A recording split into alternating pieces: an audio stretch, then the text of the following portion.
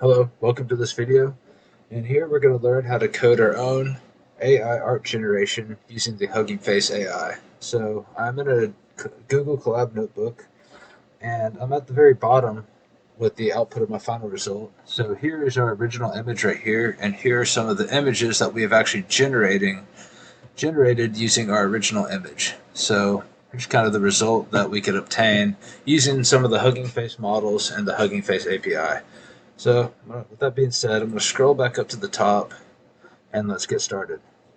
So, I've obviously already ran all these cells, so I'm not going to run them again. But the very first thing that we need is we need to install the Hugging Face library.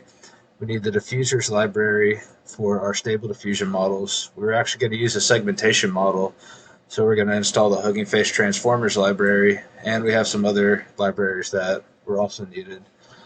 So I've already done that. I've already made all the imports. We have our image processor and our segmentation model right here. So I've already called this together, and I have already ran the Stable Diffusion inpainting model, and we'll learn more about that later. We have two different options right here. I'm just running this default option right here that I saw in a Hugging Face tutorial.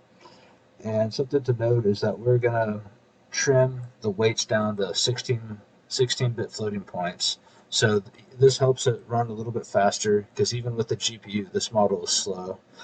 And speaking of that, something very important is to make sure that we're on a GPU. So if you go to runtime, change runtime type, just check that you're on a GPU, because if you're not using a GPU, running this diffusion model is going to be painfully slow.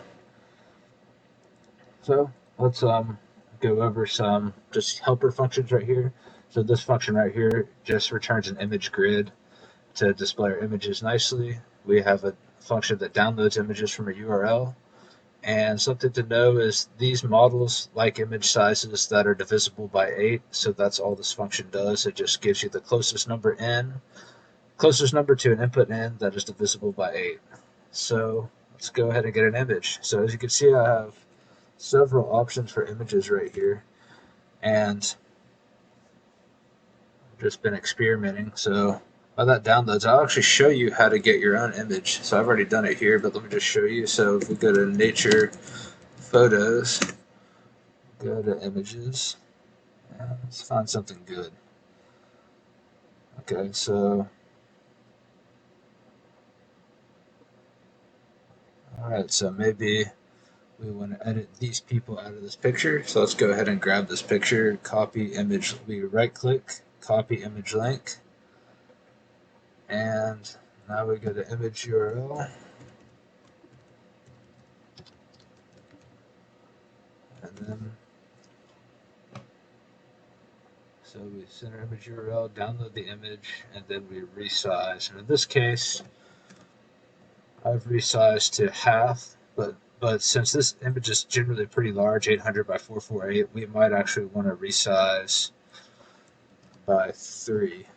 But I'm not going to do that. I'm actually going to use this original image. We already know that it's a pretty small image. We generally want it less than 600 by 600, and that's going to keep Colab from crashing. So just add a note right here.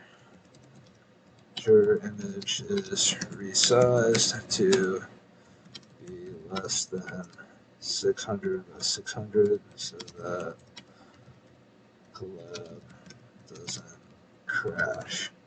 And if you're using a paid for Colab with a better GPU and more memory, it probably won't crash. So let's go ahead and segment this image, and we'll see what we can do from there. So we're going to go ahead and run the pre-processing. We're going to actually perform the segmentation and post-process. Well, we perform the segmentation here and post-process there. And then we have this function right here to just draw the segmentation. So here's our segmented image. And you see we have the mountain, we have a person, we have the sky. So we have this output called seg prediction. We get two things right here. We get segments, info, and segmentation. So segmentation is the actual numbers here, which correspond to these numbers in the image.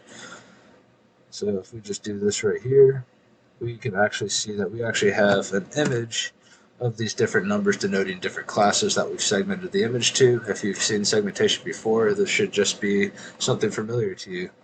And right here we actually have what these labels actually mean. This model has some objects that we can call to actually convert the ID to a label, and we can make this nice dictionary right here.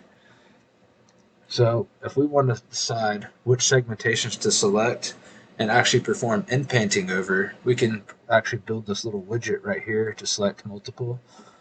All you do is you call this select multiple right here, you get this drop down and you can click on what you want and you call its value attribute and you could get its actual segmentation label. So the key to this here is making this list. So this is for our options, we actually pass a list of tuples that map